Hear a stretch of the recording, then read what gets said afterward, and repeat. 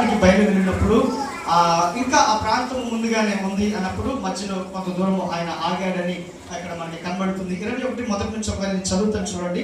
తర్వాత యెరూషలేమునకు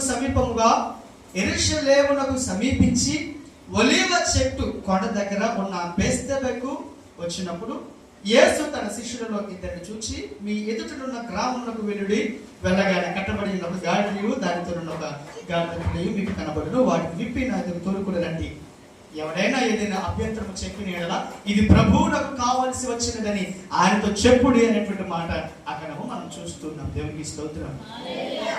యెరూషలేముకు రాక మునిపే దానికి ముందు ఇంకొక మధ్యలో ఉన్నటువంటి ఒక ఊరు దగ్గర ఒక ఆనవాలు ఒలీవ చెట్టు ఉన్న కొండ దగ్గర బేత్ఫగేకు అనేటువంటి ఒక గ్రామం, ఆ కాంపౌండ్ దగ్గర ఆయన ఉండి తన శిష్యులలో ఒక ఇద్దరిని పిలిచి, మీరు కొంచెం ముందుకు వెళ్తే కట్టేసినటువంటి ఒక గాడిద దాని పిల్ల 2 కనబడతాయి, వాటిని నువ్వు తీసుకుని రండి, ఎవరైనా ఏదైనా అడిగితే ఇది ప్రభు కావాలని చెప్పారు, అది కొరకు మేము తీసుకెళ్తున్నామని చెప్పండి, ఆయన మీకు తోలి పెడతాడు అనేటువంటి మాటలు మనం చూస్తాము.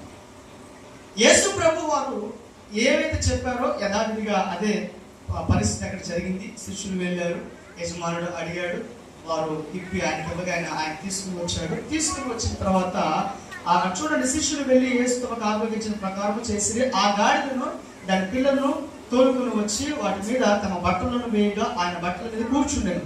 జన సమూహము అనేకులు తమ బట్టలు దారి పొరుగున పరిచిరి, కొందరు చెట్టు కొమ్మలను నరికి దారి పొరుగున పరిచిరి. దేవునికి స్తోత్రం.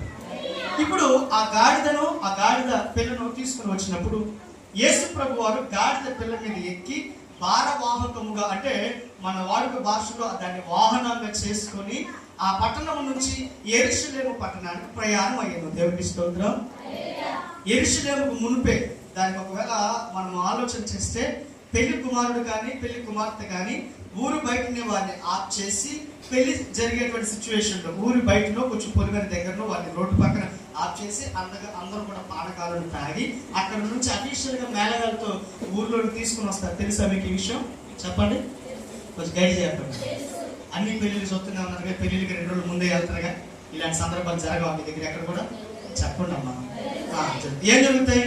పెళ్లి కొడుకు వస్తున్నాడంటే ఇల్లు వాళ్ళని అక్కడే ఆఫ్ చేసి ఆ పంచదార నీళ్ళు బెల్లం నీళ్ళు పట్టుకుపోయి అక్కడ చిన్న సాపేసి గ్లాస్తో మొత్తం తాగి కూర్చొని మార్పులు చేర్పులు చేసుకొని అప్పుడు మేళగాలతో సహా వారిని ఊళ్ళోకి తీసుకుని వస్తారు కదా అని అంటారు కాదు.